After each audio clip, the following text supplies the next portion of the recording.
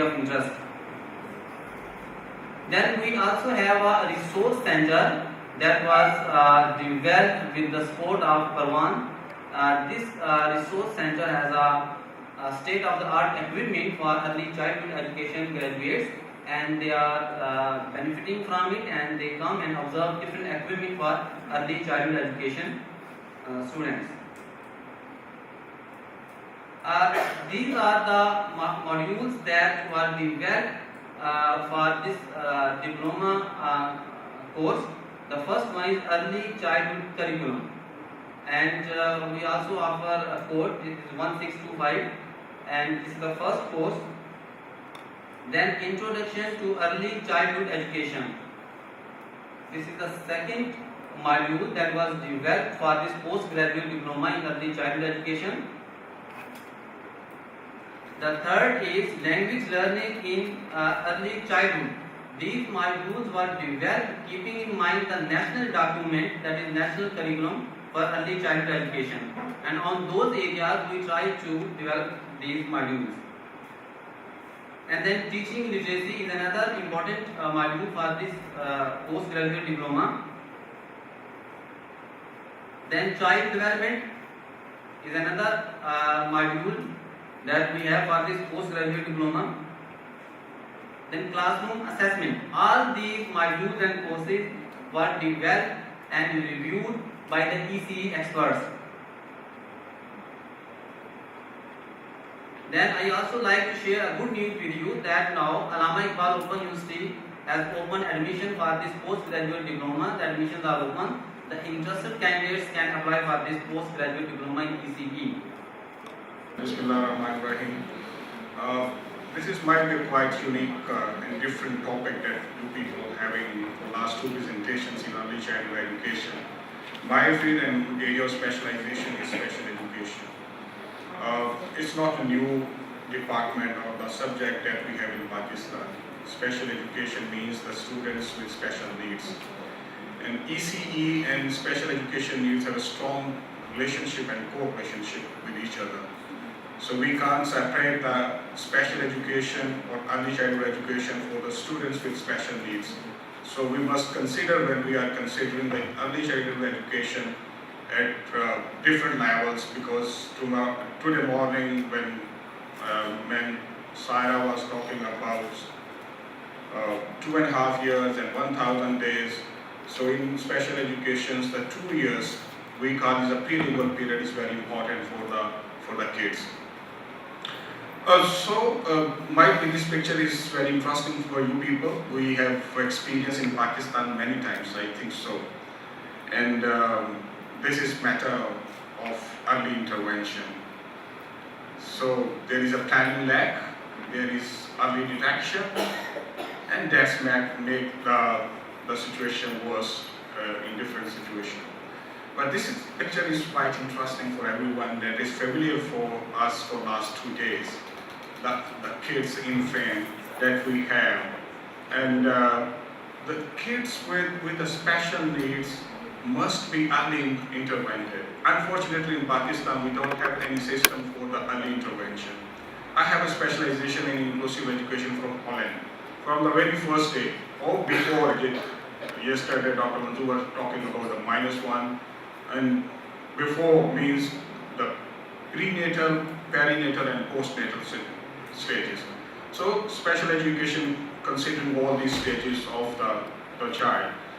If we intervene the earlier stage, that we can manage the things at the later for the betterment of our kids. So unfortunately we don't have early intervention assessment system in Pakistan. The quite interesting research that we have conducted last I think 5-6 years back, we analyzed the MBBS curricula. The doctors, the general physicians, that they are having any knowledge or information, awareness about the special kids. The curricula was very interesting. The ENT means the ear, nose, throat subject book was with the tuning fork, how we can assess the hearing of a person with tuning fork.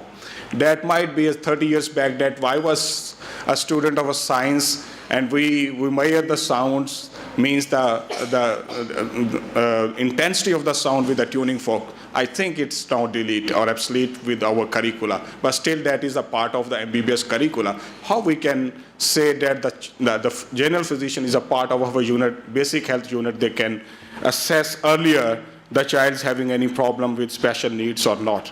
So keeping in mind all these things, let me skipping the things and come to the short research that we have conducted with the inclusion of children with special needs in early childhood education and what teacher characteristics matters. In this study, we have two variables, that is knowledge and attitudes. Different studies have been conducted on these two variables separately and together. Means the knowledge, they check the knowledge, the level of knowledge of the teachers. Preschool teachers means the early childhood education, as well as primary, secondary, and the higher level, and their attitudes. Interestingly, the results that we found in this study might be quite different from the researches on different variables like attitude and knowledge. The knowledge they have in Pakistan at primary and secondary level is very low, the research findings, and the attitude is very positive. And attitude is positive with the experience of the teacher, means the mature teachers have more positive attitude towards the inclusion, and the younger generation teachers, means the teachers having less than 5 years, they are more negative. I'm not saying the negative, but not positive toward the inclusion of children with disabilities. And this situation is not embarrassing for the Pakistani situation. I have experience in different countries like European countries and US and Canada. The situation is almost same, except the Scandinavian countries, they have the inclusion at all. The facts shows that the WHO report in 2011 and then the recent data that I have searched, that is the 15% of the total population lives with some form of disability or special need. 15% is alarming. In 2011, before 2011, it was 10%. Now it is 15%, and 285 million people with the blindness or low vision or hearing impairment or ADHD or dyslexia or dysgraphia and different aspects. 14% of babies are born with Down syndrome, and 2% of children having autism spectrum disorder. ADHD with 7%, and learning disability 8%. 14% of developmental disability. In Pakistan, we officially having the 4 special needs, categories of 4 special needs children, like a hearing impairment, visual impairment, mentally challenged, and physically disability. Might be these are not familiar with the teachers, with the high officials working in the social welfare as well as the special education, because we are not considering them the special need children. So the schools having, with the special education curricula and special education setup, they are not allowing them to be part of their special schools, and the normal, the mainstream schools, they are rejecting them because they don't have the capacity and the capabilities and attitude, means knowledge with the teacher.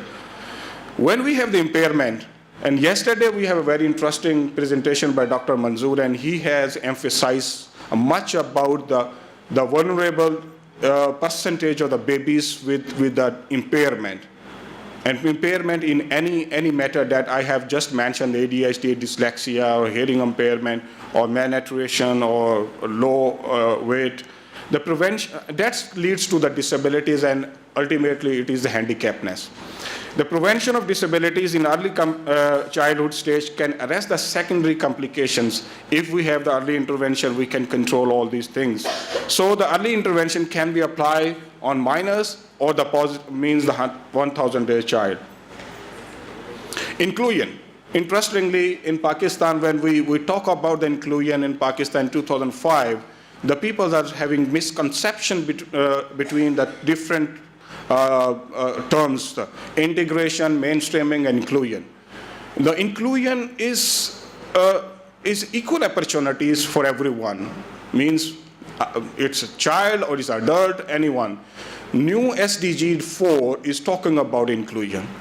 And our policy 2009 first time they talk that is emphasizing on inclusive education. But unfortunately, there is no a major part of the education policy talking about the inclusive education. Though we have the inclusive education policy or special needs education policy in 2002, but that is separate, and that is a two-way system for the education of these children. 4 dimensions in inclusion. When we talk about inclusion, that means the children with and without special needs, they must be part of the mainstream classrooms. And mainstream classrooms means the public schools or the private schools that we have in Pakistan. The 4 dimensions are important in the inclusion: active participation of all children, services providing support for children, professionals from different fields, and evaluation of children progress. Are we talking about all these things in ECE? So if we are talking about ECEs, all these 4 dimensions, how we can separate the special children from ECE? Or from the higher level of education, means the primary and secondary. Because these things are common in ECE, means the so-called the normal child and the special child. That's why interestingly, the ECE results that we have found in the research, that is not negative and positive, and teachers are somehow saying there is no need of a special training to include these children in our ECE setup. Very simple, examine the level of knowledge and attitude of preschool teachers regarding inclusive practices and the relationship between knowledge and attitudes about inclusion. Descriptive tools were used for the study: inclusion knowledge questionnaire and forms of opinion relative to inclusion of student with disabilities. 100 teachers, so it's a small study. 100 teachers who have children with disability in their classroom, at least 1 or 3 with any disability, visual, hearing, physical disability, or slow learners or learning disabilities. Let me conclude the discussion with the analysis. The results of analysis provided the specific information about what the teachers know and do not know about the inclusive practices. And in addition, it was found that teacher attitude towards inclusion was neither positive or negative, and there is no significant relationship between the level of attitudes of the teacher. To determine what the participants knew about teaching in inclusive classroom, the preschool teacher knowledge about inclusion was insufficient. Though they were saying that there is no need for the advanced level of training to handle or to accommodate, to include the children. But what we found in the questionnaire, that we have the knowledge level about the inclusion, because the concept of inclusion was not clear for them. Percentage of the total scores from the instrument in each question category, we found that the teacher knew approximately 30% of the information related to inclusive practices. Regarding assessment and adaptation, supporting language and speech, and natural teaching techniques, the participant only knew about 25% of the information, because the difference between the mainstream to teach or instruct to the normal student and the special needs is the teaching methodology. My philosophy in special education that we are not going to delete or not minimize the curricula for the students with special needs. They must have the same curricula that their normal child having in a mainstream classroom. Unfortunately, in Pakistan, different philosophy or people having philosophy that they have the less curricula. If a child having 10 chapters, they have the 5 or 6 types of why. Because he or she has the same right to have the access of the information, know about as my normal child and other normal child having. Teacher attitude towards inclusion. Total score of the teacher regarding their attitude towards inclusion varied between 44 and 73, and mean total score 59. Given the fact that 100 was higher score, it can be said that the attitude of the teacher toward inclusion was neutral. When asked, somehow is a 59 means the positive. When asked if they had sufficient knowledge and skills, they said 86%. Because the two tools, they were when they have the cross-check, that we found that there's a discrepancy or there is other things. In addition, when asked whether or not general education teachers have the ability to work with children with special needs, 70 respondents with the same negative answers as disagree or totally disagree. 73% reported that inclusive classroom teachers do not need extensive training. When we talk about the 4 dimensions of inclusion, they said that we are already doing in a normal classroom. 60% believe that teaching students with disabilities in regular classroom does not require significant changes in the teaching procedure. let me conclude that is a negative relationship between knowledge and attitude. The recommendations. Children who need special education services should be placed in regular classroom. That's the philosophy of inclusive education. And provided with the necessary services and support in general preschool classes. It's a responsibility of the school, not the state. School has to have every sporting services for the child. When I was a student in Holland, the 2010 policy of the Holland that the school will be responsible for the students if the students apply for the admission at any level. And teachers working in preschools in the future should have the appropriate knowledge. Fortunately, in Allama Iqbal Pune University, we have already introduced 2 courses, 2 subjects in our ADE program and B.Ed 4 years program. That is those are compulsory for them to have in their preschool. Means the prospective teachers have to have the inclusive education as well as the general special education courses. These are 2 major courses for them that if they have the special need kid in a classroom, they can accommodate it easily. What I said that at the beginning, we don't have early intervention assessment in Pakistan. In Pakistan, the special schools only having admissions to students with severe, profound disabilities. If a person or child cannot see at all, he will be having an admission in the visually impaired school for special children. What about the mild and moderate? They're already in mainstream schools. Because we don't have an assessment system, so they're already in the mainstream schools. Sometimes the teacher said, कोई गल नहीं, थोड़ा जा नजर नहीं आंदा, हो सकता ठीक हो जाए. या उसको कहते हैं they are slow learners, they are idiots, they are not picking my points. But what about the teachers? It's my responsibility to assess why he has the problems in the learning. So teachers working in preschools in the future should have the appropriate knowledge and skills to meet the needs of all young children regardless their characteristics or level of ability. So it's our recommendations and suggestions for all you people who are working for the ECE. When you are planning for the ECE workshops, you must have somehow 1 or 2 sessions on such areas. Both in service and pre-service teachers should be provided with courses and training that focus on acceptance of children with disabilities and should be given specific strategies to support them as they teach in inclusive classroom. Allama Iqbal Pune University is offering all these courses open source. You can access our courses, the Introduction to Inclusive Education or Special Education or other courses that we have in ADE or B.Ed 4 years in Special Education. All of you are welcome. You can benefit from our courses. You can consult with us for the special education or inclusive education. Thank you very much.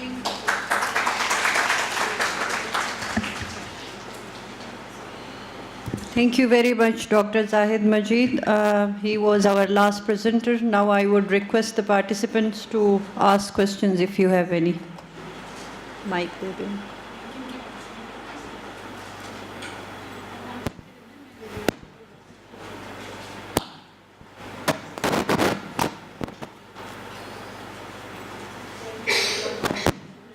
Presentations. I have a question to the last presenter. Dr. Saab, you said that I'm glad to hear that you are taking care of the mainstream education in your advanced diploma courses. But what my observation is that even if we train teachers and after they go back to the classroom, and as you said that 15% of population is with special needs. So what I see is that out of 25 kids, you can see that 15% of those children are having special needs. And there's only one teacher in the classroom. So how do they take care of those kids? Even if the kid is having mild or moderate disabilities, there is really struggle because I've seen schools in US where I've seen students who cannot even move. They cannot even move their eyes, but they are coming to school. And state is taking care of it. But we have many challenges, but one of them is that a single teacher with, so many kids, and 15% of them are having special needs. A big question. Thank you very much. Thank you very much for a very good question. When I was having my study in Holland, So I was used to have a discussion with different countries' experts. The UK people, the teachers, they were saying, we are not in a classroom to change the pampers of the students in a means कि हम classroom में बच्चों के pamper change करने के लिए नहीं है. The same question they raised to the government, when you are having inclusion, you must have something for the teachers, means the assistant teacher or the helping teacher. The concept of helping teacher or assistant teacher is not familiar with us. You are very right, that is possible without the teacher, secondary teacher or assistant teacher or the supporting services. Actually, inclusion is not at all that we are putting all the children in a mainstream classroom for 100% means the time allocation. There are three types of inclusion. One is the full inclusion, partial inclusion, and reverse inclusion. Partial inclusion, we have to check the level of students, the disability and the special needs, mild, moderate, severe, and profound. If they're severe and profound, we are going to have the partial inclusion and the social inclusion. Only the social activities the children will have with the mainstream, means the normal children. If they're mild and moderate, they must be the part of the classrooms, what they are picking, what they are learning, and sometimes we have to separate from the special centers in the mainstream classrooms. They have some time in the special centers. For example, the kids are at the class of level 1 and 2 and Kachi and Pakki. The visually impaired students, they must aware about the braille. The hearing impaired student, they must know about the speech and speech language development. So at that time, we exclude the children with a mild and moderate. They have the special center treatment or intervention. And as the gradually that is decreasing, the separation and more inclusion is possible. So that you are very right. In Pakistan, when we have the students with a 50 or 60 in a classroom, how a teacher having less level of knowledge and attitude and incentives can accommodate. So that's why the study having 1 or 3 children in a classroom with special need. Furthermore, at international level, it is recommended it should not be more than 4 and 5 special needs kids in a classroom of inclusive education setup. Yeah, I think this question is also going to... I'm just extending the question what she has asked. When having such children in this classroom, don't you think it will affect their social development and their personality and the confidence building? Because when they are with other children and they see other children doing all these things and they are not able to do it, don't you think it will affect their personality development? Number of researches are on the same question. We all are different. I was feeling somehow when I was preparing my representations to such a gathering, तो मैं घबरा रहा था कि भाई कैसे होगा, ECE experts होंगे और बहुत सारे लोग बैठे होंगे, डॉक्टर मंजूर भी बैठे होंगे जिनको मैंने रेफर करना है. फिर मैंने डॉक्टर रिजवान की तरफ भी देखा कि उन्होंने देखना अच्छा कोरिलेशन कैसे निकाली थी. ठीक है. So same that we have in our normal life. So we are not going to exclude the children. That is a computation. We know. That's why the partial inclusion is possible. Social inclusion is possible. Not 100% full inclusion. That's depend upon. And inclusion, ये नहीं कि बच्चे को उठाया सुबह next day classroom में छोड़ दिए. उससे पहले बहुत सारी प्लानिंग करनी पड़ती है. एक मल्टी प्रोफेशनल टीम बैठती है और वो डिसाइड करती है कि कौन सा लेवल है, कौन से टीचर्स होंगे, टीचर्स की पहले ट्रेनिंग होगी, अवेयरनेस होगी, and then we decide mathematics में बैठना है, उर्दू में बैठना है, इंग्लिश में बैठना है, सिर्फ सोशल एक्टिविटीज़ में काउंट करना है या उसको फुल इंक्लूजन की तरफ लेके जाना है. पहले ये होता था कि पहले बच्चे को तैयार किया जाता था, जो इससे पहले इंटीग्रेशन का कॉन्सेप्ट था कि वो स्कूल कहते थे बच्चे को ट्रेंड करके लेकर आओ और फिर हम इसको इंक्लूड कर लेंगे. तो उन्होंने कहा कि क्यों, जब नॉर्मल बच्चे को ट्रेंड करके लाते हो स्कूल के अंदर, स्कूल करता है ना सब कुछ उसके लिए, टीचर करता है, तो why for the special kids?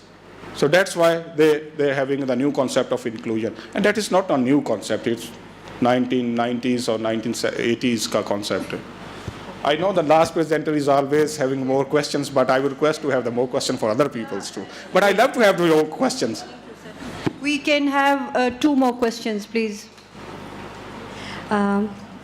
Assalamu alaikum first, and I have a question from Dr. Zahid Majid.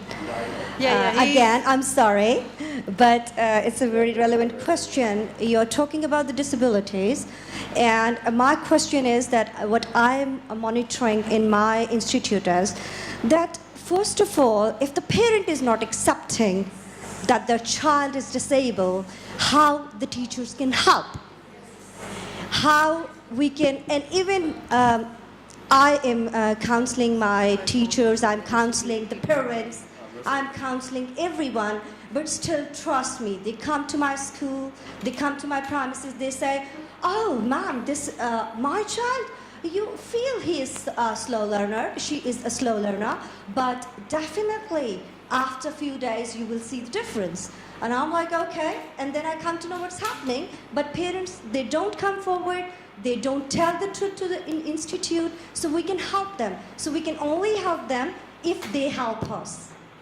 Okay. Short answer. Question is good. You have this answer in your question. Pakistan have 2.47% of children with special needs. Means the census 1998, but it is not the 15%. अगर मैं 2011 पे भी जाता हूँ तो 10% होना चाहिए. हाँ, वो मैं बात करने लगा.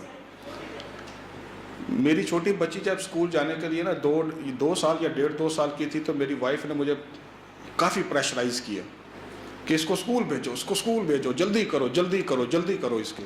तो मैंने कहा नहीं, इसको भी रहने दो. तो बड़ा खींच के मैं उसको 3 साल तक ले गया. अब उसकी जो डेवलपमेंट आप बात कर रहे हैं ना, informal and non formal learning जो होती है, वो हम बहुत सारी ज़ाया कर चुके होते हैं. अब वो जो कहते हैं ना, बाज़ का ये पढ़ती सही नहीं है, वो छोटी वाली ज़्यादा सही पढ़ती है, ये वाली, they are normal kids, the parents are not accepting. Parents are accepting the 100%, और अगर एज अ फादर मैं कहूँगा तो मैं कहूँगा 200%. The same situation with the parents with the kid having kids with the special needs. Acceptance is very important. And हम special education के लोग जो हैं, वो सबसे पहले पेरेंट्स के साथ मीटिंग्स में यही चीज़ डिसाइड करते हैं.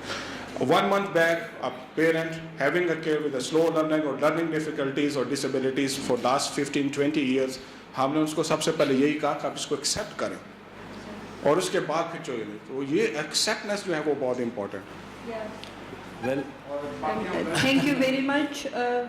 excuse me. आपका सवाल इनसे ही है? I think I have the same question on inclusive education. नहीं, thank you very much, because the president's security team is here. They want to clear this room, so I would request the chair of the session to conclude it in 2 to 3 minutes. Thank you very much. It's okay. Thank you.